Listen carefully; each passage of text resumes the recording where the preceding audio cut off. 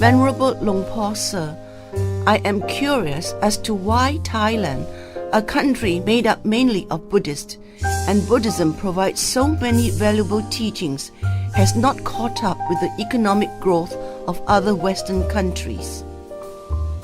I agree that Thailand's economy is not as thriving as other countries, but do not assume that it is because Buddhist teachings are not helping. Don't look at it like that. Let's look at it in a different way. The first thing to consider is this.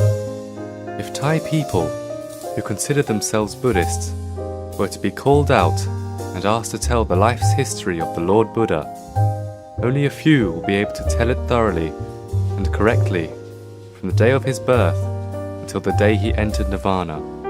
I'm not even talking about the heart of the Buddhist teachings. This is the truth. Thus, whatever problems that arise, people should not suppose that believing in Buddhism has led to Thailand's problems or decline.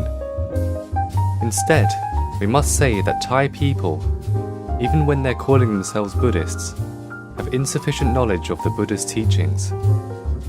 As mentioned, most Thai Buddhists cannot even recall the complete story of the Lord Buddha's life. What are the basic Buddhist principles that can be applied to our daily lives to eliminate the roads leading to ruin, which are the causes that undermined the whole nation's economic system? Most of us can answer it, but not completely. For that reason, believing in Buddhism does not lead to the decline of one's country.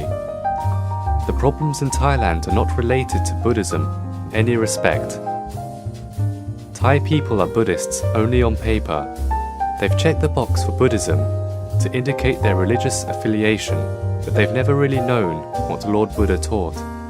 They declare themselves Buddhists merely because their ancestors and parents were Buddhists, but they themselves have never really allowed Buddhist teachings to penetrate their minds. They live their lives and make their living with little ethical principle, thus resulting in a deterioration in themselves, which ultimately leads to their country's decline. Let's look at it this way. Whenever people live their lives morally by following the Buddhist doctrines, no matter what their race or nationality, they will be prosperous. For example, the Lord Buddha taught people to have patience and perseverance. So if these people were to follow these virtues without even knowing they were Buddhist teachings, they will prosper and thrive. On the contrary, those people who know that the Lord Buddha taught about perseverance, benevolence, and endurance in confronting obstacles, and to cultivate good deeds, but they never take an action to practice them, such people won't prosper. They cannot fully call themselves Buddhists, for they do not practice Buddhist teachings, but merely know the teachings. The current problem in Thailand is that Thai people do not know Buddhism. The first group is made up of people who do not know key Buddhist principles and the life's history of Lord Buddha. The second group claims themselves as Buddhists too, because they've studied and are able to recall the Buddhist scriptures, but their knowledge is only based on memory. If they are students, they'd use their knowledge only to get good marks on exams. If they're adults, they'd use their knowledge to carry conversations, but never really bring it into practice. They are Buddhists only by name, but not in the true definition of a Buddhist. The genuine kind of Buddhist, the ones that know and practice the Buddhist principles, will prosper wherever they go. Buddhism will follow suit and prosper too.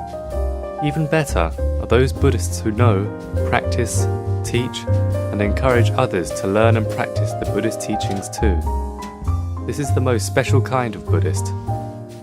Briefly, the true Buddhists are those who know and practice the principles at a level where they can be teachers to themselves and others around them. Then, wherever they are, not just only in Thailand, they will make that country prosperous.